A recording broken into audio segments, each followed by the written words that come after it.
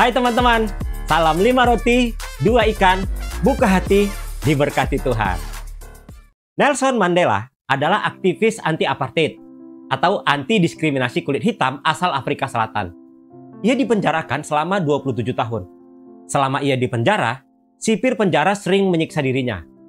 Ada satu penyiksaan yang tak akan pernah dilupakan oleh Mandela. Saat itu, ia disiksa dengan cara digantung terbalik sambil dikencingi oleh seorang sipir. Mandela sangat sakit hati dan demikian terhina. Tapi Mandela menyimpan perkara itu di dalam hatinya. Bukan hanya itu pengalaman menyakitkan yang ia alami selama di penjara, teman-teman. Saat ia di penjara, ibu dan anak pertamanya meninggal dunia. Dan ia dilarang menghadiri pemakaman ibu dan anaknya tersebut. Pada 11 Februari 1990, setelah dipenjara selama 27 tahun, Nelson Mandela akhirnya dibebaskan.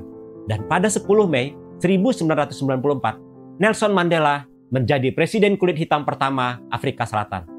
Saat Mandela menjadi presiden, banyak orang kulit hitam yang ingin membalas dendam pada orang-orang kulit putih. Orang-orang kulit hitam yang selama ini ditindas berniat untuk membalas segala penindasan yang pernah dilakukan oleh orang-orang kulit putih. Nah, Mandela juga masih ingat bagaimana kejamnya sipir penjara yang menyiksanya selama ia di sana. Ia pun memerintahkan ajudannya untuk mencari sipir yang sering menyiksanya itu. Cari sipir itu dan bawa kemari. Sipir itu berhasil ditemukan dan dibawa ke hadapan Mandela. Ia sangat ketakutan sampai gemetaran. Waduh, mati nih aku. Presiden tentu mau menghukum aku. Dia pasti mau balas dendam.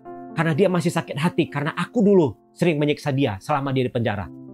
Demikian pikir si sipir. Tetapi apa yang terjadi tidak demikian, teman-teman.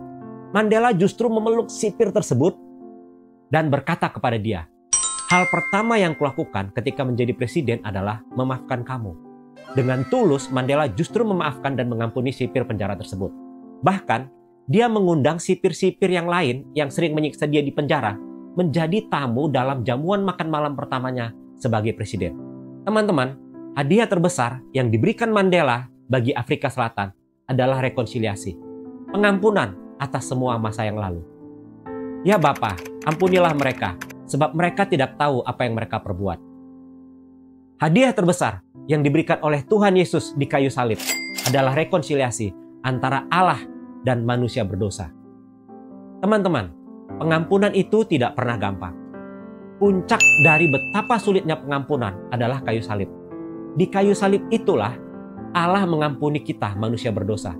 Dan itu hanya bisa terjadi dengan mengorbankan anaknya yang tunggal untuk mati di kayu salib. Apa yang terjadi di kayu salib jauh melebihi apa yang ditunjukkan oleh Nelson Mandela. Di kayu salib, Yesus melepaskan pengampunan bagi orang-orang yang menghinanya, yang menyiksanya, meludahinya, dan membunuhnya. Ia melepaskan pengampunan di tengah-tengah rasa sakit yang demikian hebat. Paku panjang yang menembus saraf di tangan dan kaki. Itu pasti menimbulkan rasa sakit yang tak bisa kita bayangkan, teman-teman. Rasa sakit itulah yang membuat semua orang yang disalibkan pasti akan marah-marah, mengumpat-ngumpat, berteriak, memaki-maki dengan kata-kata kotor yang mereka tahu. Hanya Yesus saja yang berbeda, teman-teman. Perkataan Yesus yang pertama di kayu salib adalah mengenai pengampunan. Pengampunan itu memang tidak pernah gampang, teman-teman. Dan Allah harus mengambil satu-satunya jalan yang paling sulit dan yang paling menyakitkan. Tidak ada jalan lain, yaitu mengorbankan anaknya yang tunggal mati di kayu salib. Teman-teman, apa sih artinya mengampuni? Mengampuni itu bukan berarti kamu lupa akan perlakuan orang yang menyakiti kamu. Mungkin saja setiap kali bertemu dia, kamu akan ingat lagi perbuatan-perbuatan jahatnya. Saya juga, kalau bertemu seseorang, masih ingat kok perbuatan atau kata-kata mereka yang pernah menyakiti saya. Sepertinya saya tidak akan pernah bisa lupa. Akan seumur hidup tertanam di dalam pikiran saya. Mengampuni itu berarti kamu masih ingat, tapi kamu tidak lagi merasakan sakit, kecewa, atau marah, dan ingin membalas dendam. Itu artinya kamu sudah mengampuni. Kamu bisa berkata, sudahlah, itu semua masa lalu di belakang. Kiranya Tuhan memberkati dia. Tapi kan itu sulit banget ya. Memang teman-teman, saya pernah mendengar cerita seorang pendeta senior yang sangat terkenal. Dia bercerita, setiap jam 2 pagi, dia selalu terbangun untuk pipis. Suatu pagi setelah pipis, dia teringat tentang perlakuan dari seorang pendeta yang lain kepada dia.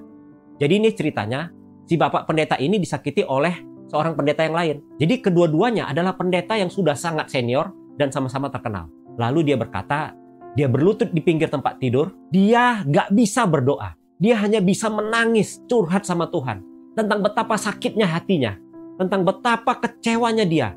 Dia disakiti dengan demikian hebat oleh si pendeta yang lain itu. Tapi dia tahu, dia harus berusaha untuk mengampuni. Akhirnya si bapak pendeta ini pun berdoa kepada si pendeta temannya tadi. Dia berdoa kiranya Allah memberkati pendeta itu dan juga pelayanannya. Teman-teman, mengampuni itu tidak pernah gampang. Apalagi jika sakit yang kita rasakan masuk sampai di kedalaman hati kita, menghancurkan harga diri kita, dan merobek-robek emosi kita, teman-teman. Satu-satunya jalan untuk kita bisa mengampuni dengan tulus dan tuntas adalah memohon pertolongan Tuhan. Mintalah agar Tuhan memampukan kita untuk bisa mengampuni. Teladan kita adalah Yesus Kristus. Kita harus mengampuni karena Tuhan Yesus sudah lebih dulu mengampuni kita. Kita harus datang padanya.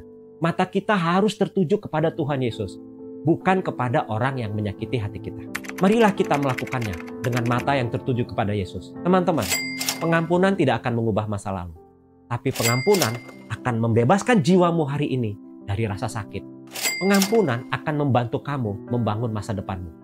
Pengampunan adalah hadiah terbesar yang bisa kamu berikan bagi jiwamu.